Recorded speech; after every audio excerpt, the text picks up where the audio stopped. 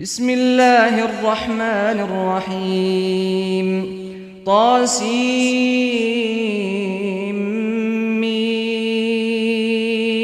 تلك آيات الكتاب المبين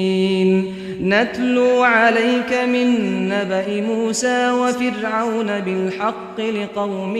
يؤمنون إن فرعون علا في الأرض وجعل أهلها شيعا يستضعف طائفة منهم يذبح أبناءهم ويستحيي نساءهم إنه كان من المفسدين ونريد أن نمن على الذين استضعفوا في الأرض ونجعلهم أئمة ونجعلهم الوارثين ونمكن لهم في الأرض ونري فرعون وهامان وجنودهما منهم ما كانوا يحذرون وأوحينا إلى أم موسى أن أرضعيه فإذا خفت عليه فألقيه في اليم ولا تخافي ولا تحزني إنا رادوه إليك وجاعلوه من المرسلين فالتقطه آل فرعون ليكون لهم عدوا وحزنا إن فرعون وهامان وجنودهما كانوا خاطئين وقالت امرأة فرعون قرة عين لي ولك لا تقتلوه عسى أن ينفعنا أو نتخذه ولدا وهم لا يشعرون وأصبح فؤاد أم موسى فارغا إن كادت لتبدي به لولا أن ربطنا على قلبها لتكون من المؤمنين وقالت لأخته قصيه فبصرت به عن جنب وهم لا يشعرون وحرمنا عليه المراضع من قبل فقالت هل أدلكم على أهل بيت يكفلونه لكم وهم له ناصحون فرددناه إلى أمه كي تقر عينها ولا تحزن ولتعلم أن وعد الله حق ولكن أكثرهم لا يعلمون ولما بلغ أشده واستوى آتيناه حكما وعلما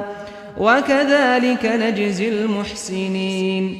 ودخل المدينة على حين غفلة من أهلها فوجد فيها رجلين يقتتلان هذا من شيعته وهذا من عدوه فاستغاثه الذي من شيعته على الذي من عدوه فوكزه موسى فقضى عليه قال هذا من عمل الشيطان إنه عدو مضل مبين قال رب إني ظلمت نفسي فاغفر لي فغفر له إنه هو الغفور الرحيم قال رب بما أنعمت علي فلن أكون ظهيرا للمجرمين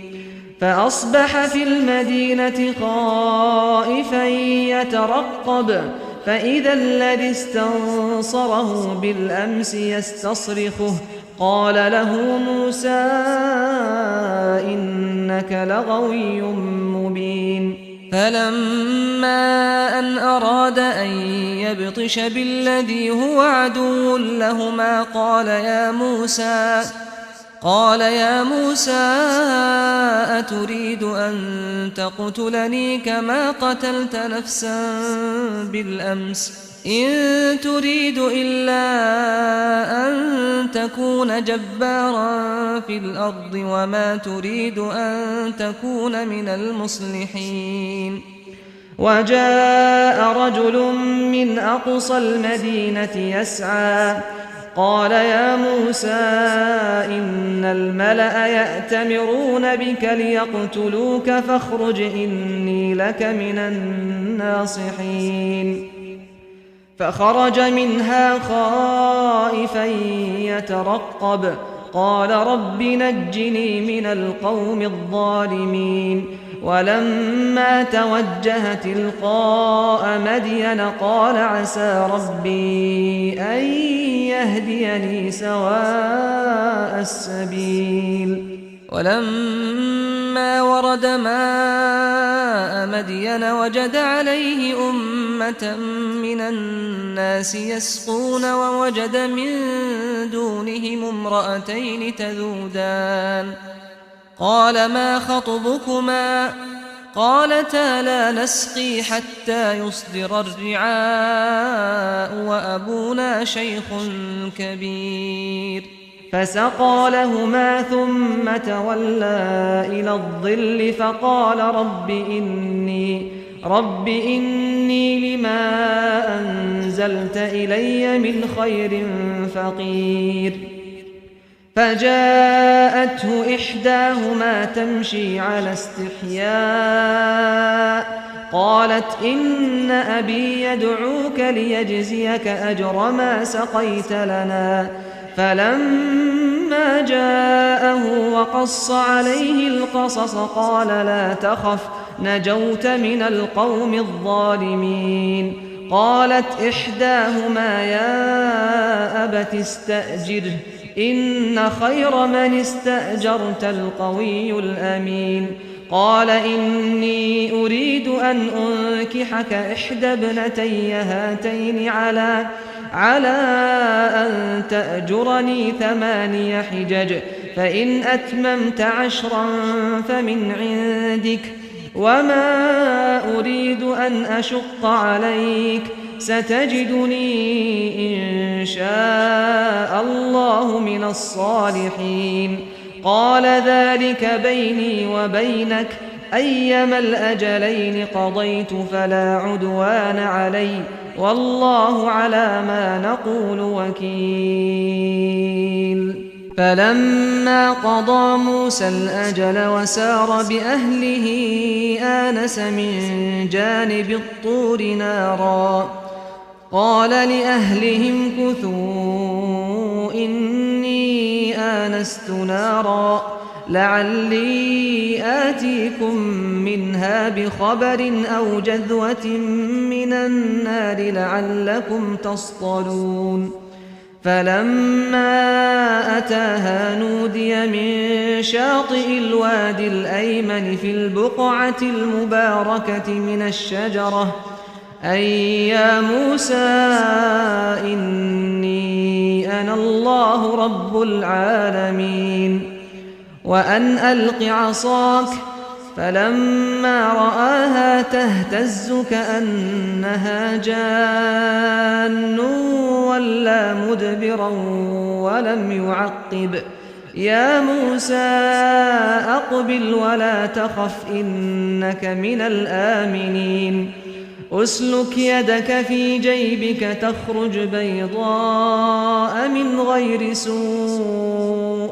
واضمم إليك جناحك من الرهب فذلك برهانان من ربك إلى فرعون وملئه إنهم كانوا قوما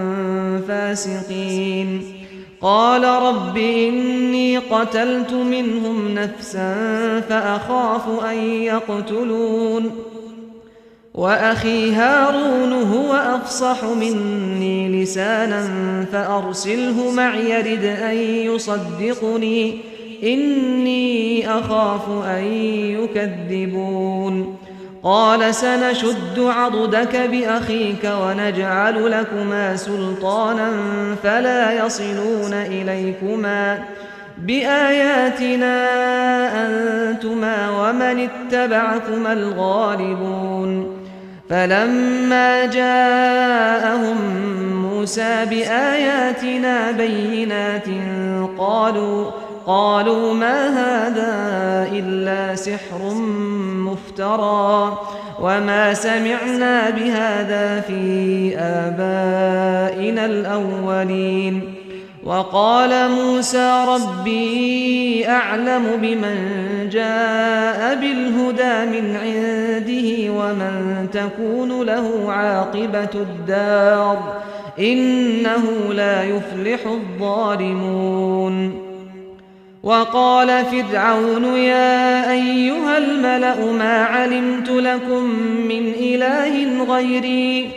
فأوقد لي يا هامان على الطين فاجعل لي صرحا لعلي أطلع إلى إله موسى وإني لأظنه من الكاذبين. واستكبر هو وجنوده في الأرض بغير الحق وظنوا أنهم إلينا لا يرجعون. فأخذناه وجنوده فنبذناهم في اليم فانظر كيف كان عاقبة الظالمين. وجعلناهم أئمة يدعون إلى النار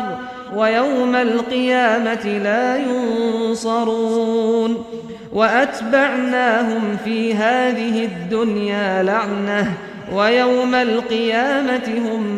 من المقبوحين. ولقد آتينا موسى الكتاب من بعد ما أهلكنا القرون الأولى بصائر للناس وهدى ورحمة لعلهم يتذكرون. وما كنت بجانب الغرب إذ قضينا إلى موسى الأمر وما كنت من الشاهدين ولكننا أنشأنا قرونا فتطاول عليهم العمر وما كنت ثاويا في أهل مدين تتلو عليهم آياتنا ولكننا كنا مرسلين. وما كنت بجانب الطور إذ نادينا ولكن رحمة من ربك لتنذر قوما ما أتاهم من نذير من قبلك لعلهم يتذكرون. ولولا أن تصيبهم مصيبة بما قدمت أيديهم فيقولوا ربنا لولا أرسلت إلينا رسولا فنتبع آياتك ونكون من المؤمنين. فلما جاءهم الحق من عندنا قالوا لولا أوتي مثل ما أوتي موسى أولم يكفروا بما أوتي موسى من قبل قالوا سحران تظاهرا وقالوا إنا بكل كافرون. قل فأتوا بكتاب من عند الله هو أهدى منهما أتبعه إن كنتم صادقين. فإن لم يستجيبوا لك فاعلم أنما يتبعون أهواءهم ومن أضل ممن اتبع هواه بغير هدى من الله إن الله لا يهدي القوم الظالمين. ولقد وصلنا لهم القول لعلهم يتذكرون. الذين آتيناهم الكتاب من قبله هم به يؤمنون. وإذا يتلى عليهم قالوا آمنا به إنه الحق من ربنا إنا كنا من قبله مسلمين. أولئك يؤتون أجرهم مرتين بما صبروا ويدرؤون بالحسنة السيئة ومما رزقناهم ينفقون. وإذا سمعوا اللغو أعرضوا عنه وقالوا لنا أعمالنا ولكم أعمالكم سلام عليكم لا نبتغي الجاهلين إنك لا تهدي من أحببت ولكن الله يهدي من يشاء وهو أعلم بالمهتدين وقالوا إن نتبع الهدى معك نتخطف من أرضنا أولم نمكن لهم حرما آمنا يجبى إليه ثمرات كل شيء رزقا من لدنا ولكن أكثرهم لا يعلمون وكم أهلكنا من قرية بطرت معيشتها فتلك مساكنهم لم تسكن من بعدهم إلا قليلا وكنا نحن الوارثين وما كان ربك مهلك القرى حتى يبعث في أمها رسولا يتلو عليهم آياتنا وما كنا مهلك القرى إلا وأهلها ظالمون وما أوتيتم من شيء فمتاع الحياة الدنيا وزينتها وما عند الله خير وأبقى أفلا تعقلون أفمن وعدناه وعدا حسنا فهو لاقيه كمن متعناه متاع الحياة الدنيا ثم هو يوم القيامة من المحضرين ويوم يناديهم فيقول أين شركائي الذين كنتم تزعمون قال الذين حق عليهم القول ربنا هؤلاء الذين أغويناهم كما غوينا تبرأنا إليك ما كانوا إيانا يعبدون وقيل ادعوا شركاءكم فدعوهم فلم يستجيبوا لهم ورأوا العذاب لو أنهم كانوا يهتدون ويوم يناديهم فيقول ماذا أجبتم المرسلين فعميت عليهم الأنباء يومئذ فهم لا يتساءلون فأما من تاب وآمن وعمل صالحا فعسى أن يكون من المفلحين وربك يخلق ما يشاء ويختار ما كان لهم الخيرة سبحان الله وتعالى عما يشركون وربك يعلم ما تكن صدورهم وما يعلنون وهو الله لا إله إلا هو له الحمد في الأولى والآخرة وله الحكم وإليه ترجعون قل أرأيتم إن جعل الله عليكم الليل سرمدا إلى يوم القيامة من إله غير الله يأتيكم بضياء أفلا تسمعون قل أرأيتم إن جعل الله عليكم النهار سرمدا إلى يوم القيامة من إله غير الله يأتيكم بليل تسكنون فيه أفلا تبصرون ومن رحمته جعل لكم الليل والنهار لتسكنوا فيه ولتبتغوا من فضله ولعلكم تشكرون ويوم يناديهم فيقول أين شركائي الذين كنتم تزعمون ونزعنا من كل أمة شهيدا فقلنا هاتوا برهانكم فعلموا أن الحق لله وضل عنهم ما كانوا يفترون إن قارون كان من قوم موسى فبغى عليهم وآتيناه من الكنوز ما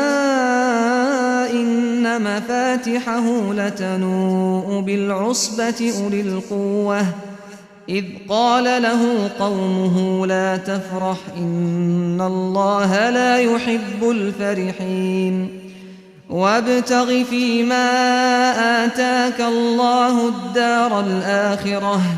ولا تنس نصيبك من الدنيا وأحسن كما أحسن الله إليك ولا تبغ الفساد في الأرض إن الله لا يحب المفسدين قال إنما أوتيته على علم عندي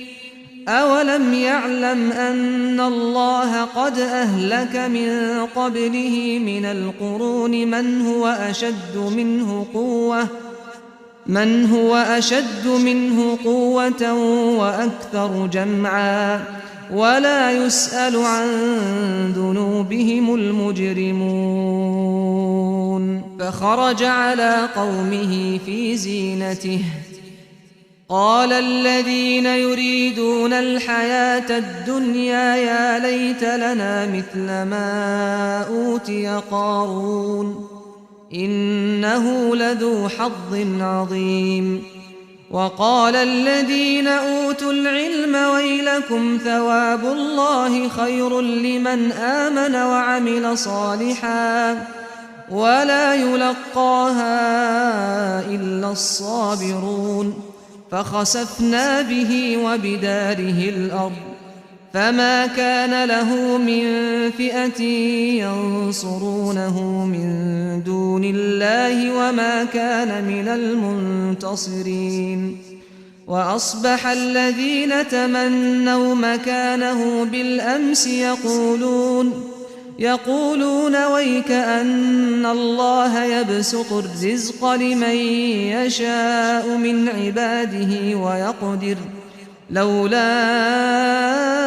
أمن الله علينا لخسف بنا ويك أنه لا يفلح الكافرون تلك الدار الآخرة نجعلها للذين لا يريدون علوا في الأرض ولا فسادا تلك الدار الآخرة نجعلها للذين لا يريدون علوا في الأرض ولا فسادا والعاقبة للمتقين من جاء بالحسنة فله خير منها ومن جاء بالسيئة فلا يجزى الذين عملوا السيئات إلا ما كانوا يعملون إن الذي فرض عليك القرآن لرادك إلى معاد قل ربي أعلم من جاء بالهدى ومن هو في ضلال مبين وما كنت ترجو أن يلقى إليك الكتاب إلا رحمة من ربك فلا تكونن ظهيرا للكافرين ولا يصدنك عن آيات الله بعد إذ أنزلت إليك وادع إلى ربك ولا تكونن من المشركين ولا تدع مع الله إلها آخر لا إله إلا هو كل شيء هالك إلا وجهه له الحكم وإليه ترجعون